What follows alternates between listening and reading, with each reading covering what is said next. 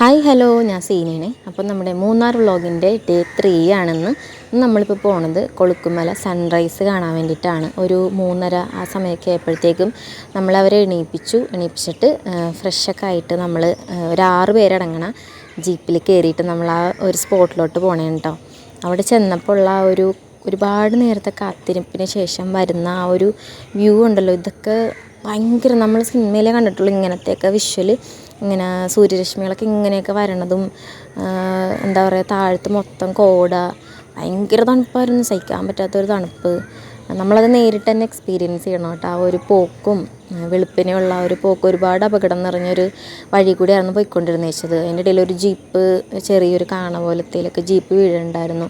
ഒരുപാട് സമയമെടുത്ത് നമുക്കവിടെ എത്താൻ പറ്റില്ല എന്നുള്ള രീതിയിലായിരുന്നു ചെന്നത്. പക്ഷേ നമ്മുടെ വണ്ടി ഓടിച്ച ചേട്ടൻ നല്ല സ്പീഡിന് ഓടിച്ച് ഭയങ്കര, എന്താ പറയുക, അഡ്വഞ്ചറസ് ആയിട്ടുള്ള ഒരു യാത്രയായിരുന്നത്.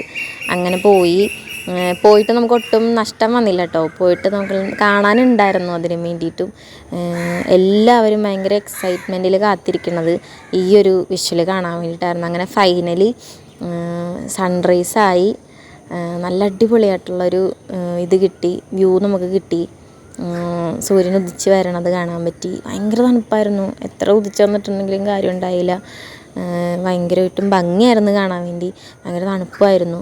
ഞങ്ങളവിടെ ചെന്ന് ഇപ്പോൾ നല്ല ക്രൗഡായിരുന്നു കേട്ടോ. അപ്പോൾ നമുക്കൊരു ടൈമൊക്കെ ഉണ്ട്, ഇത്ര സമയത്തിനുള്ളിൽ പോയിട്ട് തിരിച്ച് വരണം, എന്നാൽ മാത്രമേ നമുക്ക് അവിടെ നിന്ന് റിട്ടേൺ നമ്മുടെ ക്യാമ്പിലോട്ട് വരാൻ പറ്റുള്ളൂ. അല്ലെങ്കിൽ കുറച്ചധികം ബുദ്ധിമുട്ടും, എന്നുവെച്ചാൽ ആ ഒരു ജീപ്പിൽ വരാൻ വേണ്ടിയിട്ട് ബുദ്ധിമുട്ടും. അപ്പോൾ എന്തായാലും അടിപൊളിയായിരുന്നു കേട്ടോ. പിന്നെ ഇത് അതിൻ്റെ ഓപ്പോസിറ്റ് സൈഡുള്ള കേട്ടോ. ഇവിടുത്തെയും വിഷ്വൽ ഭയങ്കര ഭംഗിയായിരുന്നു. നമ്മൾ കുറച്ച് ഫോട്ടോസും വീഡിയോസും ഒക്കെ എടുത്തു.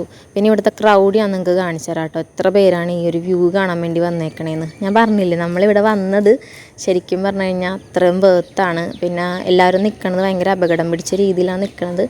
ആ ഒരു അത്രയും സ്പേസേ ഉള്ളൂ. ആ സ്പേസിലാണ് നമ്മൾ ഇത്രയും ആൾക്കാർ നിൽക്കണേ കേട്ടോ. പിന്നെ ഞങ്ങൾ താഴെ വന്ന് കുറച്ച് നേരം ചൂടൊക്കെ ഇങ്ങനെ കൊണ്ടു നിന്നു. അല്ലെങ്കിൽ നമ്മൾ തീർന്നു പോയേനെ, കാരണം അത്രയും ഹൈറ്റിലാണ് നിൽക്കുന്നത്. പിന്നെ വന്നു, നമ്മുടെ ജീപ്പ് വരാൻ വേണ്ടി വെയിറ്റ് ചെയ്ത് നിൽക്കണമായിരുന്നു. അങ്ങനെ ജീപ്പൊക്കെ വന്ന് പിന്നെ ഓപ്പോസിറ്റ് ഒരു വണ്ടി നമുക്ക് ചെറുതായിട്ട് പണി തന്നു. അങ്ങനെ ഞങ്ങൾ പാട്ടൊക്കെ കേട്ട് ഭയങ്കര എൻജോയ് ചെയ്ത്. ഇതാണ് നമ്മൾ പോണ വഴി കേട്ടോ. പോണ വഴിയൊക്കെ റിട്ടേൺ പോണ വഴിയൊക്കെ ഞാൻ വീഡിയോ ഷൂട്ട് ചെയ്തിട്ടുണ്ട്. ഇതെന്ത് ഇങ്ങനെ കിടന്നിട്ട് ഇളകണേന്ന് വെച്ചിട്ടുണ്ടെങ്കിൽ, നമ്മൾ പോണ വഴി എന്ന് പറഞ്ഞാൽ പാറക്കെട്ടുകളുടെയൊക്കെ മേളിൽ കൂടിയാണ് നമ്മൾ ജീപ്പ് ഓടിച്ചിട്ട് പോണത്. അതിൻ്റേതായിട്ടുള്ള ഒരുപാട് ബുദ്ധിമുട്ടുകളുണ്ട്. ജസ്റ്റ് ഒന്ന് തെറ്റിയിട്ടുണ്ടെങ്കിൽ നമ്മൾ പുറത്തിറക്കും, ആ രീതിയിലാണ് പോണത്. പിന്നെ ഞാൻ വീഡിയോ ഷൂട്ട് ചെയ്യാൻ വേണ്ടിയിട്ടാണ് ഫ്രണ്ടിൽ കയറുന്നത്. എന്നാലും നമുക്ക് ആ ഫുള്ള് വിഷ്വലൊക്കെ കാണാൻ പറ്റുള്ളൂ, പോണ വഴികൾ. പിന്നെ ഈ ചേട്ടൻ ഭയങ്കര ഫ്രണ്ട്ലി ആയിരുന്നു, നമുക്ക് ഭയങ്കര കംഫർട്ടബിൾ ആയിരുന്നു. പുള്ളി നമ്മളെ കൊണ്ടുപോയിട്ട് ഫോട്ടോ എടുക്കാനൊക്കെ വേണ്ടിയിട്ട് കുറച്ച് സെക്കൻഡ് നേരത്തേക്ക്, ഒരു 2 മിനിറ്റ് നമുക്കൊന്ന് വെച്ച് ഒരു സ്പോട്ട് കണ്ടപ്പോഴത്തേക്ക് നിർത്തി തന്നു, ഓടിപ്പോയി ഫോട്ടോ എടുത്തിട്ടാന്നൊക്കെ പറഞ്ഞു. അങ്ങനെ ഞങ്ങൾ പോയി നല്ല അടിപൊളി 2-3 ഫോട്ടോസൊക്കെ എടുത്തു. എല്ലാം ഇൻസ്റ്റയിൽ തകർത്തിട്ടിട്ടുണ്ട്.